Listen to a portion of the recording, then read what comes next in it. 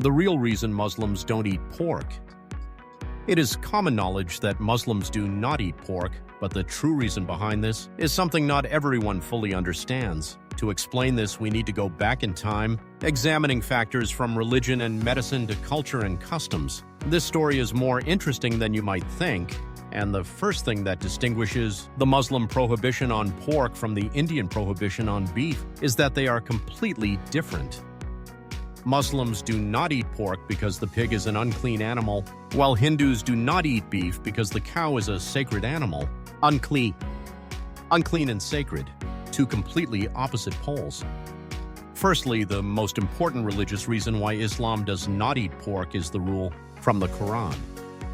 In the Quran, the holy book of Muslims, there is a clear regulation prohibiting the consumption of pork. Specifically in chapter Al-Baqarah, verse 173, it states, "He has only forbidden to you dead animals, blood, the flesh of swine, and that which has been dedicated to other than Allah." This is like an immutable law. Once recorded in the book, Muslims comply without needing any further explanation. But why pork and not the meat of other animals? This is the truly interesting part. In ancient times, pigs were considered an unclean animal. They often lived in dirty environments, eating all sorts of things, from garbage and even their own feces. Eating pork in unsanitary conditions led to dangerous diseases, especially thousands of years ago, when food preservation technology was not yet developed. Even today, pigs can be a source of transmission for dangerous diseases such as tapeworm, E. coli bacteria, or the influenza virus. You can imagine if people at that time ate pork without proper cooking, their bodies could be infected immediately. Therefore, to ensure safety, the prohibition of eating pork can be seen as a public health protection measure. Jews and Muslims share one commonality, the prohibition of eating pork, and both religions originated in the Middle East. This stems from the geographical conditions here. In harsh desert regions, raising pigs is almost impossible. Pigs require a lot of water and food, which are scarce in the arid, desolate desert. Instead of raising pigs, people chose to raise animals more easily adapted to the environment, such as sheep, goats, or camels. Furthermore, pigs were not able to assist in labor and production.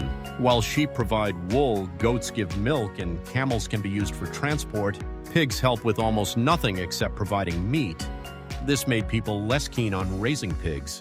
Raising pigs was both costly and did not bring much value. Gradually, pigs were excluded from the community's eating habits. Apart from health and hygiene issues, in Islamic belief, the pig is considered an unclean animal. First, what is recorded in the Quran is beyond dispute, as mentioned at the beginning. For example, the Quran says, "He has only forbidden to you the flesh of swine because it is unclean." That's brief. No complicated reasons are needed. Pigs are classified as filthy, unclean creatures, right from the sacred law, and everyone believes that eating their meat will defile the self. This is not only the view of Muslims, but also spread to other cultures. Ancient Egyptians and Jews also regarded the pig as an unclean animal. Since ancient times, contact with pigs was thought to cause spiritual defilement, making people impure in the eyes of God. Once the pig was associated with filth, both physical and spiritual, no one wanted to eat their meat anymore.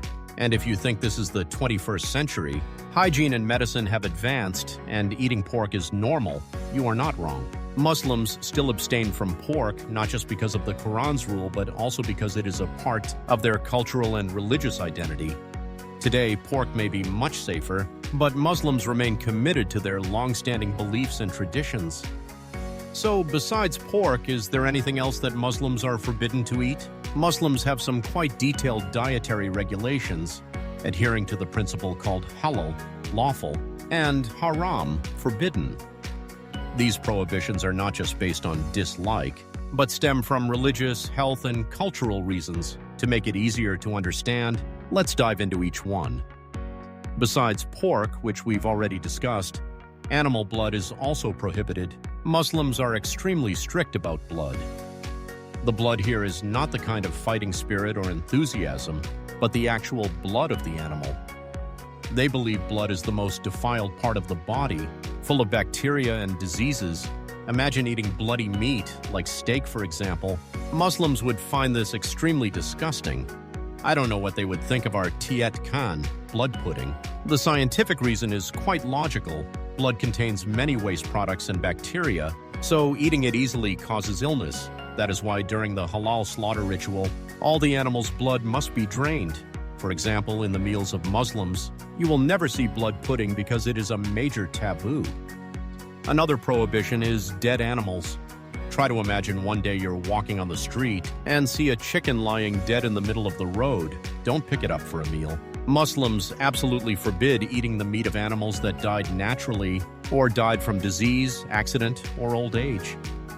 The simple reason is that eating animals of unknown cause of death easily causes illness, and no one wants to bring trouble upon themselves. There is another reason: the slaughter must be performed by a Muslim, and the name of Allah must be mentioned before the killing.